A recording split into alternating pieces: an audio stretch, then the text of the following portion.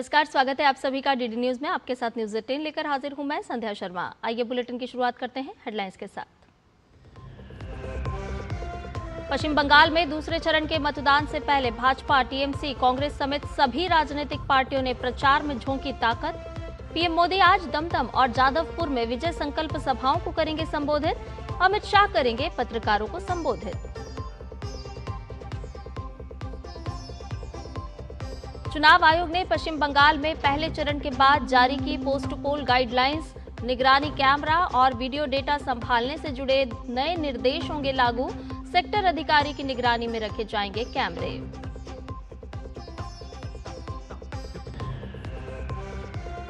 बिहार के नवनियुक्त मुख्यमंत्री सम्राट चौधरी आज विधानसभा में पेश करेंगे विश्वास मत। बिहार विधानसभा के एक दिवसीय विशेष सत्र के दौरान एनडीए का बहुमत हासिल करना तय।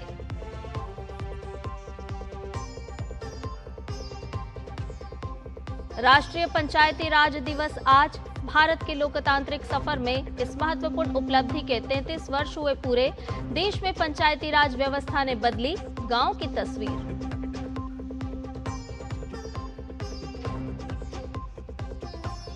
और अमेरिकी राष्ट्रपति डोनाल्ड ट्रंप की ईरान को धमकी। अमेरिका के पक्ष में होने पर ही ईरान के साथ समझौता संभव, कहा ईरान के पास वक्त कम।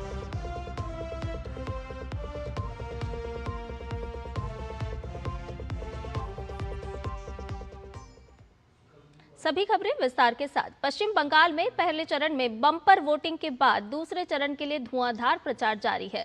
प्रधानमंत्री नरेंद्र मोदी इस वक्त पश्चिम बंगाल में हैं।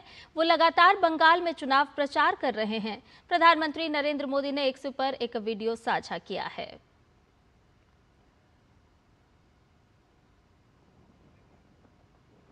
तो ये वीडियो साझा किया है प्रधानमंत्री नरेंद्र मोदी ने और साथ ही साथ उन्होंने एक्स पर पोस्ट भी किया है। हुगली के तट पर मैंने पश्चिम बंगाल के विकास की ये झलकियां देखी।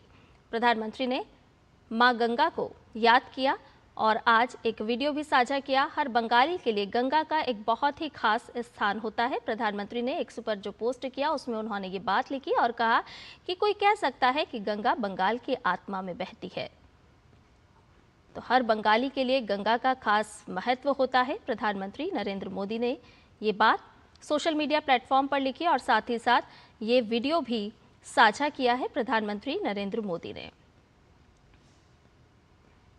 तो हर बंगाली के लिए गंगा का एक बहुत ही खास स्थान है। कोई कह सकता है कि गंगा बंगाल की आत्मा में बहती है। इसका पवित्र जल एक पूरी सभ्यता की शाश्वत भावना को अपने साथ समेटे हुए है। प्रधानमंत्री नरेंद्र मोदी ने आज जो सोशल मीडिया प्लेटफॉर्म पर अपनी बात साझा की उसमें लिखा, आज सुबह कोलकाता में मैंने हुगली नदी के तट पर कुछ समय बिताया। ये मां गंगा के प्रति आभार व्यक्त करने का एक अवसर था। साथ ही मुझे वहां नाव चलाने वालों से मिलने का भी अवसर मिला, जिनकी कड़ी मेहनत करने की प्रवृत्ति सचमुच सराहनीय है। और मैं वहां सुबह सैर करने वालों से भी मिला। हुगली के तट पर मैंने पश्चिम बंगाल के विकास और महान बंगाली लोगों की समृद्धि के लिए काम करने की अपनी प्रतिबद्धता को एक बार फिर से दोहराया।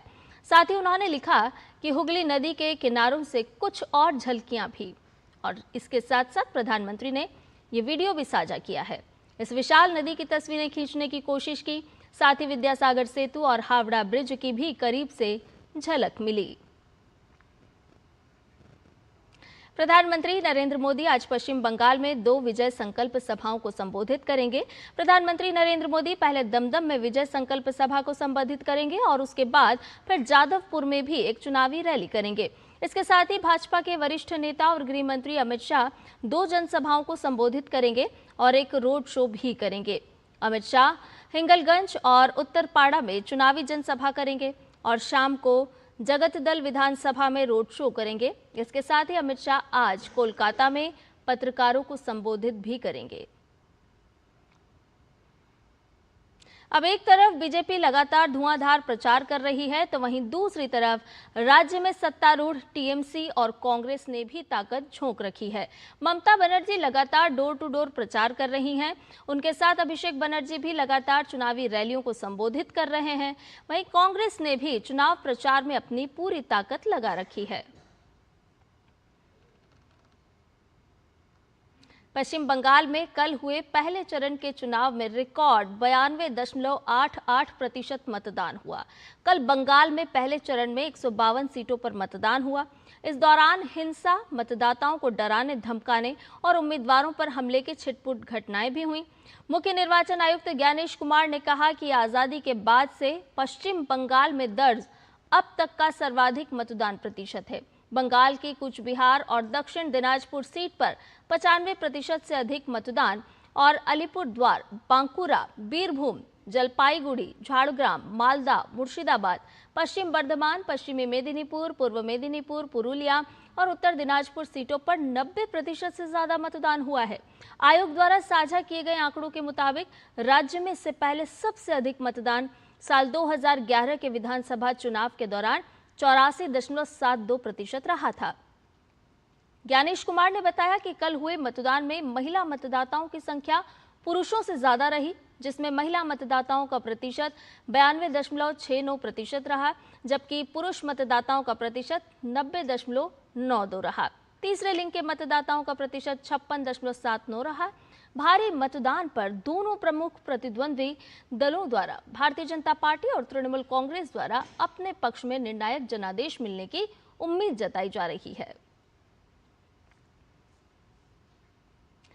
और वहीं तमिलनाडु में कल हुए चुनाव में रिकॉर्ड 85.15% मतदान हुआ। तमिलनाडु की सभी 234 सीटों के लिए कल एक चरण में मतदान हुआ। इससे पहले का रिकॉर्ड 2011 में 78.20% था, जो इस बार टूट गया। पूरे राज्य की 234 सीटों पर वोट पड़े और करीब 5.73 करोड़ वोटर्स में से 85% से ज्यादा लोग घर से निकलकर वोट डालने पहुंचे। 2011 के बाद 2016 में वोटिंग घटकर 74.81% और 2021 में और भी घटी और 73.63% रह गई थी। यानी पिछले दो चुनावों में वोटिंग लगातार कम हो रही थी, लेकिन इस बार एकदम से 85% से ऊपर चली गई, जो एक बड़ा उछाल है। मुख्य चुनाव आयुक्त ज्ञानेश कुमार, चुनाव आयुक्त डॉक्टर एस संधू और डॉक्टर विवेक जोशी ने मतदान पर कड़ी नजर रखी, जिसे दोनों राज्यों के सभी मतदान केंद्रों पर लाइव वेबकास्टिंग के जरिए सुनिश्चित किया गया था। गृहमंत्री अमित शाह ने कल पश्चिम बंगाल में हुई बम्पर वोटिंग पर सभी मतदाताओं का अभिनंदन किया। उन्होंने एक पोस्ट में लिखा कि पश्चिम बंगाल में प्रथम चरण में ऐतिहासिक मतदान कर लोकतंत्र के महापर्व में सहभागिता के सभी रिकॉर्ड तोड़ने के लिए प्रदेश के मतदाताओं का अभिनंदन करता हूं। बंगाल के इतिहास के सबसे शांतिपूर्ण और सुरक्षित मतदान के लिए माननीय चुनाव आयोग, सभी केंद्रीय सुरक्षा बलों के बहादुर जवानों और हमारी पश्चिम बंगाल पुलिस का भी अभिनंदन करता हूं। ये बंगाल में सुशासन के नए युग की आहट है।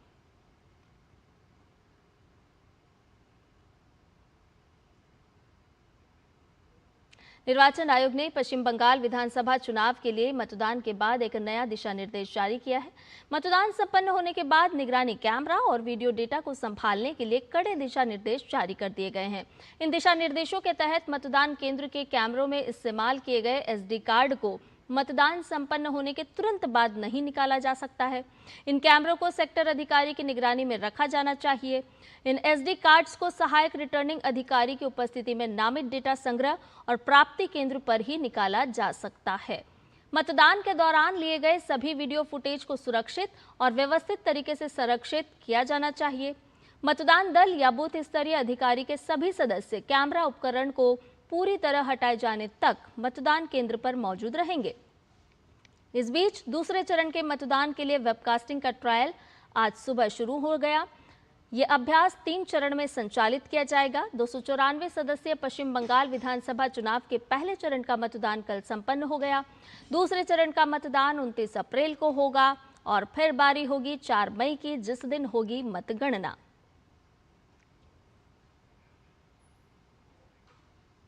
वहीं चुनाव आयोग ने हिंगलगंज थाने के ऑफिसर इंचार्ज पर बड़ी कार्रवाई की है। चुनाव आयोग ने ओसी संदीप सरकार को निलंबित कर दिया है। साथ ही संदीप सरकार के खिलाफ विभागीय जांच के निर्देश भी दे दिए हैं। आपको बता दें कि संदीप सरकार पर पक्षपात के आरोप में कार्रवाई की गई है। चुनाव प्रचार में सभी पक्षों को समान अवसर न देने का आरोप लगा है। ये भी बता दें कि दूसरे चरण में उत्तर 24 परगना के हिंगलगंज विधानसभा क्षेत्र में मतदान अभी होना है।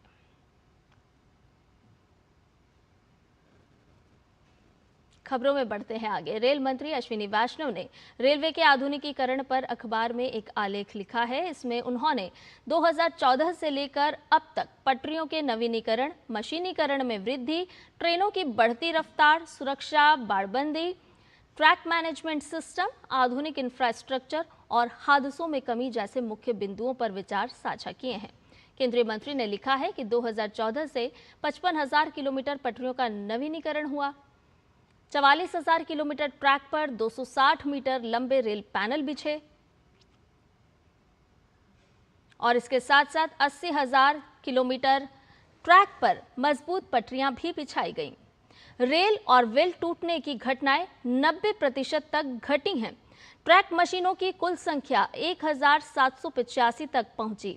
मशीनों से गिट्टी साफ करना बहुत ज्यादा बेहतर हुआ और 17,500 किलोमीटर लंबे तेज रफ्तार मार्ग पर बाड़बंदी भी हुई। सुगम यात्रा के लिए 36,000 नए मजबूत स्विच लगे। बिना झटके गुजरने के लिए 7,500 विशेष क्रॉसिंग भी बने। पटरी मजबूत रखने के लिए चौड़े और भारी स्लीपर लगे। 110 किलोमीटर रफ्तार सहने वाली पटरियां 80% तक हो गई हैं। 130 किलोमीटर रफ्तार सहने वाली पटरियां 23% हो गई हैं और बड़े रेल हादसों की कुल संख्या कम हुई हैं, लगातार घटी हैं, जो कि 16 पर सिमट गई है। रेलवे ने ऑनलाइन ट्रैक मैनेजमेंट सिस्टम भी शुरू कर दिया है। कैसे यात्रियों की यात्रा को सुलभ बनाया जा सकता है, इसको लेकर के रेल मंत्रालय लगातार काम कर रहा है और आज केंद्रीय मंत्री ने अपना जो आलेख लिखा है उसमें भी साफ तौर पर बताया कि रेल मंत्रालय के माध्यम से यात्रियों की यात्रा की सुगमता के लिए किस तरह से कदम लगातार उठाए जा रहे हैं। इस आधुनिकीकरण से यात्रा का समय बहुत कम हुआ है और रेलवे नेटवर्क अब पहले से ज्यादा भरोसेमंद बन गया है। जी हाँ, यात्रियों का भरोसा लगातार रेल मंत्रालय को मिल रहा है और इसीलिए हम कह रहे हैं कि रेल यातायात सुगम बना है। आज केंद्रीय मंत्री ने अपने आलेख के जरिए भी ये बात कही है। 25,000 ट्रेनें चली हैं, रोजाना 2 करोड़ से अधिक यात्री इन रेल में सफर करते हैं और भारत का कुल रेल नेटवर्क जो है वो 1,37,000 किलोमीटर का हो चुका है। और आइए खबरों में बढ़ते हैं आगे। बिहार विधानसभा का एक दिन का विशेष सत्र आज बुलाया गया है। मुख्यमंत्री सम्राट चौधरी सत्र के दौरान विश्वास मत पेश करेंगे। सत्र सुबह 11 बजे शुरू होगा। इस दौरान मुख्यमंत्री विश्वास प्रस्ताव पेश करेंगे। सभी मंत्रियों और विधायकों को उनकी संबंधित पार्टियों द्वारा सदन की कार्यवाही में उपस्थित रहने का अनुरोध किया गया है। सम्राट चौधरी ने 15 अप्रैल को मुख्यमंत्री पद की शपथ ली थी। इसके बाद उन्हें विधानसभा में विश्वास मत प्राप्त करना है। 243 सदस्यीय बिहार विधानसभा में बांकीपुर विधायक नितिन नवीन के इस्तीफे के बाद सत्तारूढ़ राष्ट्रीय जनतांत्रिक गठबंधन की संख्या 201 है, जिसे सरकार का बहुमत हासिल करना लगभग तय माना जा रहा है। बिहार विधानसभा में बीजेपी 88 सदस्यों के साथ सबसे बड़ी पार्टी है। इसके बाद जेडीयू के 84 और एलजेपी के 19 सदस्य हैं। 2020 में आरजेडी सबसे बड़ी पार्टी के रूप में उभरी थी, लेकिन अब उसे केवल 25 सीटों के साथ विपक्ष के नेता का पद मिला है। वहीं 243 सदस्यीय विधानसभा में एनडीए के पास 201 सीटों के साथ स्पष्ट बहुमत है। ये बहुमत के आवश्यक 122 के आंकड़े से काफी अधिक है।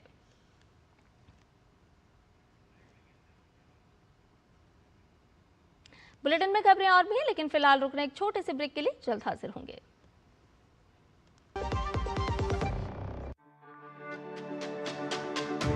मेरी पसंद, मेरी पसंद, मेरी पसंद, मेरी पसंद, हमारी पसंद, हम सबकी पसंद। मजबूत देश का मजबूत सरिया हो गया स्टील।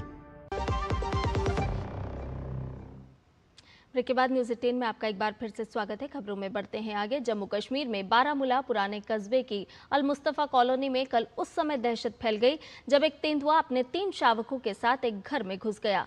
लोगों ने बताया कि तेंदुआ अपने शावकों को घर के अंदर छोड़कर बाहर चला गया। इसके बाद तलाशी और बचाव अभियान शुरू किया गया। घटना की सूचना मिलते ही वन्यजीव विभाग, जम्मू कश्मीर पुलिस और सेना की टीमें मौके पर पहुंची और पूरे इलाके को घेर लिया। जानवरों को बेहोश करके सुरक्षित पकड़ने के लिए बचाव अभियान शुरू किया गया। अभियान कामयाब रहा और वन्यजीव विभाग ने तेंदुए और उसके शावकों को बगैर किसी नुकसान के बचा लिया। अधिकारियों ने बताया कि उन्हें सुरक्षित जंगल में छोड़ने के लिए जरूरी कदम उठाए जा रहे हैं। पंजाब में रात 8 बजे से रात 8:15 बजे के बीच आपातकालीन तैयारियों का आकलन करने के लिए एक प्रक्रियात्मक ब्लैकआउट मॉक ड्रिल आयोजित की जाएगी। इसका उद्देश्य राज्य में नागरिक सुरक्षा तैयारियों का मूल्यांकन और उन्हें बेहतर बनाना है। लोगों को किसी भी बात की चिंता करने की आवश्यकता नहीं है। गृह मंत्रालय के निर्देशों के अनुसार ये नागरिक सुरक्षा हवाई हमले ब्लैकआउट मॉक अभ्यास पूरे जिले में नहीं बल्कि सभी जिलों के पहले से चिन्हित क्षेत्रों में ही आयोजित किया जाएगा। यह अभ्यास हवाई हमले की चेतावनी के साथ शुरू होगा, जिसे 2 मिनट तक उच्च निम्न पिच वाले सायरन के माध्यम से प्रसारित किया जाएगा। इन चिन्हित क्षेत्रों में आम जनता को ब्लैकआउट अवधि के दौरान सभी गैर जरूरी रोशनी को बंद करने के निर्देश दिए गए हैं। हालांकि आवश्यक सेवाएं अभ्यास के दौरान पूरी तरह से चालू रहेंगी। कल जम्मू कश्मीर के कठुआ में हुआ सिविल डिफेंस मॉक ड्रिल सफल रहा था। रुक करते उत्तर प्रदेश से जुड़ी हुई खबर का। उत्तर प्रदेश की एटीएस ने एक बड़ी आतंकी साजिश को नाकाम करते हुए 2 युवकों को गिरफ्तार किया है। दोनों युवकों में एक मेरठ का रहने वाला तुषार चौहान उर्फ हिजबुल्ला और दूसरा दिल्ली का रहने वाला समीर खान है। एटीएस ने बृहस्पतिवार को नोएडा से तुषार और समीर को धर दबोचा। प्रारंभिक पूछताछ में हिजबुल्ला ने बताया कि वो इंस्टाग्राम और अन्य सोशल मीडिया प्लेटफॉर्म के जरिए पाकिस्तानी गैंगस्टर शहजाद भट्टी और आबिद जट के संपर्क में आया था। बाद में वॉइस, वीडियो और एन्क्रिप्टेड चैनलों के जरिए बातचीत होने लगी। एटीएस के मुताबिक शहजाद भट्टी ने उसे कुछ टारगेटेड लोगों के घरों पर ग्रेनेड फेंकने और हत्या करने के निर्देश दिए थे। वहीं समीर से पूछताछ में सामने आया कि वो भी शहजाद भट्टी से एन्क्रिप्टेड चैनलों के माध्यम से जुड़ा था। एटीएस का दावा है कि दोनों आरोपी टारगेट की रेकी कर किसी बड़ी घटना को अंजाम देने की तैयारी में थे। अब बात भारत के गांव की। गांव जहां कभी विकास की रफ्तार धीमी मानी जाती थी, आज वही गांव बदलाव की सबसे बड़ी ताकत बनते नजर आ रहे हैं। 73वें संविधान संशोधन के 33 साल पूरे होने के बाद पंचायतें अब देश के सबसे बड़े लोकतांत्रिक ढांचे के रूप में उभर रही हैं। राष्ट्रीय पंचायती राज दिवस के मौके पर हमारे संवाददाता अनुज यादव की ये खास रिपोर्ट देखिए। विकसित और आत्मनिर्भर भारत के सपने को पूरा करने की कहानी ग्रामीण भारत भी तेजी से लिख रहा है। देश में पंचायती राज व्यवस्था ने गांवों की तस्वीर को बदल दिया है। करीब 2.5 लाख से ज्यादा पंचायतों और 32 लाख जनप्रतिनिधि देश की करीब 65% आबादी की आवाज बन चुके हैं। और इस बदलाव का सबसे मजबूत स्तंभ ग्रामीण महिलाएं हैं। वो महिलाएं जो कभी घर की चौखट तक सीमित थी, वो बदलते और नए भारत में पंचायत की चौपाल पर फैसले ले रही हैं। पंचायतों में करीब 50% प्रतिनिधि आज महिलाएं हैं, जिनकी संख्या 14 लाख से ज्यादा है। यानी अब गांवों की दिशा और दशा महिलाएं तय कर रही हैं। आज का दिन यह सोचने समझने का दिन है कि पंचायती राज व्यवस्था कितनी सुदृढ़ हुई है, उसकी क्या क्या चुनौतियां हैं और क्या क्या अवसर हैं। हम बापू के सपनों को कितना साकार कर पाए हैं। हम हमारे परम आदरणीय प्रधानमंत्री जी के आत्मनिर्भर भारत में आत्मनिर्भर पंचायतों को बनाकर कितना योगदान दे पाए हैं। अब बदलाव सिर्फ सोच में नहीं, संसाधनों में भी दिख रहा है। 16वें वित्त आयोग ने ग्रामीण तंत्र को मजबूत करने के लिए अगले 5 वर्षों के लिए 4.35 लाख करोड़ रुपए का ऐतिहासिक फंड का आवंटन किया है, जो पहले की तुलना में 84% ज्यादा है। अब गांव खुद तय कर रहे हैं कि विकास कहां और कैसे होगा। डिजिटल इंडिया की पहुंच अब गांवों की चौपालों तक पहुंच गई है, जहां 3 लाख करोड़ रुपए से ज्यादा का डिजिटल लेन देन हो रहा है। और पंचायतों में भी अब आर्टिफिशियल इंटेलिजेंस का उपयोग तेजी से हो रहा है। तकनीक अब सिर्फ शहरों तक सीमित नहीं, बल्कि गांवों की भाषा बोल रही है। करीब 1.18 लाख पंचायतें AI टूल सभासार से जुड़ चुकी हैं। स्वामित्व योजना के तहत 3.30 लाख गांवों का सर्वे हुआ। करीब 3.13 करोड़ लोगों के संपत्ति कार्ड बने हैं। यानी अब गांवों में मालिकाना हक और नए सपनों की शुरुआत हो चुकी है।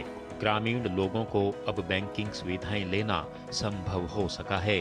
गांव अब पीछे नहीं बल्कि भारत के विकास की अगली पंक्ति में खड़े हैं, जहां महिलाएं नेतृत्व कर रही हैं और पंचायतें बदलाव की असली ताकत बन रही हैं। अनुज यादव, डीडी न्यूज, दिल्ली। भारत और न्यूजीलैंड 27 अप्रैल को मुक्त व्यापार समझौते पर हस्ताक्षर करने जा रहे हैं। ये घोषणा न्यूजीलैंड के प्रधानमंत्री क्रिस्टोफर लक्सन ने की। दोनों देशों ने इस समझौते पर बातचीत पिछले साल 22 दिसंबर को पूरी कर ली थी, जिसका लक्ष्य अगले 5 सालों में आपसी व्यापार को $5 अरब तक दोगुना करना है।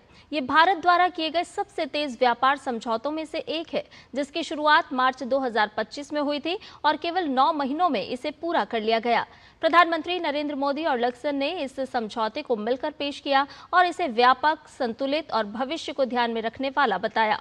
एक अधिकारी के अनुसार इस समझौते से भारतीय वस्तुओं को न्यूजीलैंड के बाजार में बगैर शुल्क के प्रवेश मिल सकता है और अगले 15 वर्षों में करीब $20 अरब का निवेश आकर्षित हो सकता है। इससे पहले दिसंबर में लक्सन ने कहा था कि भारत के साथ ये समझौता अधिक नौकरियां, ज्यादा आय और निर्यात में बड़ी बढ़ोतरी लाएगा। उन्होंने इसे अपनी सरकार के पहले कार्यकाल में किया गया वादा पूरा होने जैसा बताया। उन्होंने आगे ये भी कहा कि इससे न्यूजीलैंड के कारोबारियों के लिए भारत के 140 करोड़ उपभोक्ताओं का बड़ा बाजार खुल जाएगा। अमेरिका के राष्ट्रपति डोनाल्ड ट्रंप ने इजरायल और लेबनान के बीच जारी संघर्ष को लेकर बड़ा बयान दिया है। ट्रंप ने अपने social media platform truth social पर जानकारी देते हुए कहा कि दोनों देशों के बीच चल रहा युद्ध विराम अब 3 हफ्तों के लिए बढ़ा दिया गया है। उन्होंने बताया कि व्हाइट हाउस के ओवल ऑफिस में हुई उच्च स्तरीय बैठक में अमेरिका के उपराष्ट्रपति जेडी वेंस, विदेश मंत्री मार्को रूबियो समेत इजरायल और लेबनान के वरिष्ठ प्रतिनिधियों ने हिस्सा लिया। बैठक को सकारात्मक और ऐतिहासिक बताते हुए ट्रंप ने कहा कि अमेरिका लेबनान को हिजबुल्लाह से अपनी सुरक्षा मजबूत करने में मदद करेगा। ट्रंप ने यह भी संकेत दिया कि जल्द ही इजरायल के प्रधानमंत्री बेंजामिन नेतन्याहू और लेबनान के राष्ट्रपति जोसेफ ऑन की मेजबानी की जा सकती है। ट्रंप ने इस बैठक को ऐतिहासिक बताते हुए कहा कि यह क्षेत्र में शांति और स्थिरता की दिशा में एक महत्वपूर्ण कदम है। वहीं दूसरी ओर शांति वार्ता फेल होने के बाद हॉर्मुज स्ट्रेट में तनाव जारी है। इस बीच हॉर्मुज स्ट्रेट में बढ़ती सुरक्षा खतरे को लेकर अमेरिकी राष्ट्रपति डोनाल्ड ट्रंप ने सख्त आदेश जारी कर दिया है। ट्रंप ने अमेरिकी नौसेना को संदिग्ध गतिविधियों में शामिल किसी भी नाव को तत्काल नष्ट करने का आदेश दिया है। साथ ही उन्होंने माइन स्वीपिंग अभियानों को और तेज करने का आदेश भी दिया। ट्रंप ने ट्रूथ सोशल पर पोस्ट में लिखा कि मैंने यूनाइटेड स्टेट्स नेवी को आदेश दिया है कि वो किसी भी नाव को, चाहे वो कितनी भी छोटी क्यों ना हो, जो हॉर्मुज स्ट्रेट के पानी में बारूदी सुरंगें बिछा रही हो, उसे गोली मारकर नष्ट कर दे तो 3 गुना तेजी से हॉर्मुज को साफ करेंगे। ये बात ट्रंप ने कही है। सख्त फरमान देते हुए यूनाइटेड स्टेट्स नेवी को आदेश उन्होंने दिए हैं और कहा है कि इस पूरे काम में जरा सी भी हिचकिचाहट नहीं होनी चाहिए। साथ ही हमारे बारूदी सुरंग हटाने वाले जहाज जो हैं, यानी कि जिसे माइन स्वीपर्स कहा जा रहा है, वो उस समय तैनात रहेंगे। संदिग्ध गतिविधियों में शामिल नाव को नष्ट करने के साफ तौर पर निर्देश दिए गए हैं। सख्त फरमान जारी किया है अमेरिका के राष्ट्रपति डोनाल्ड ट्रंप ने। और इसके साथ ही ट्रंप ने ईरान में नेतृत्व को लेकर चल रही खींचतान का जिक्र करते हुए क्षेत्रीय हालात और समुद्री मार्ग पर अमेरिकी नियंत्रण का भी दावा किया है। उन्होंने लिखा कि ईरान को यह समझने में बहुत मुश्किल हो रही है कि उसका असली नेता कौन है। उन्हें खुद भी साफ नहीं पता। वहां हार्डलाइनर और मॉडरेट के बीच भारी अंदरूनी खींचतान चल रही है। ये सब काफी अराजक और हैरान करने वाला है। और इसके साथ साथ आपको बता दें कि ट्रंप ने यह भी कहा कि हमारा हॉर्मुज स्ट्रेट पर पूरी तरह नियंत्रण है। कोई भी जहाज तब तक अंदर या बाहर नहीं जा सकता जब तक उसे अमेरिकी नौसेना की मंजूरी ना मिल जाए। इसे पूरी तरह सील कर दिया गया है जब तक कि ईरान कोई समझौता नहीं कर लेता। और मिस्र के काहिरा में आयोजित ISSF जूनियर निशानेबाजी विश्व कप में भारतीय निशानेबाजों का शानदार प्रदर्शन जारी है। महिलाओं की 50 मीटर राइफल 3 पोजीशन स्पर्धा में प्राची गायकवाड़ ने स्वर्ण पदक अपने नाम कर लिया है। इसके अलावा वंशिका ने महिलाओं के 10 मीटर एयर पिस्टल फाइनल में स्वर्ण पदक जीता, जबकि सेजल ने रजत पदक हासिल कर लिया। वहीं पुरुष वर्ग में नारायण प्रणव, वनीता सुरेश ने 10 मीटर राइफल स्पर्धा में कांस्य पदक हासिल किया। भारत के जूनियर निशानेबाजी विश्व कप में अब तक 3 स्वर्ण पदक हो चुके हैं। इसके साथ ही भारत के कुल पदकों की संख्या 11 हो गई है, जिसमें 3 स्वर्ण, 5 रजत और 3 कांस्य पदक शामिल हैं। प्रतियोगिता की पदक तालिका में भारत शीर्ष पर है। और न्यूज़ 18 में फिलहाल के लिए इतना ही। मुझे दीजिए इजाजत। नमस्कार।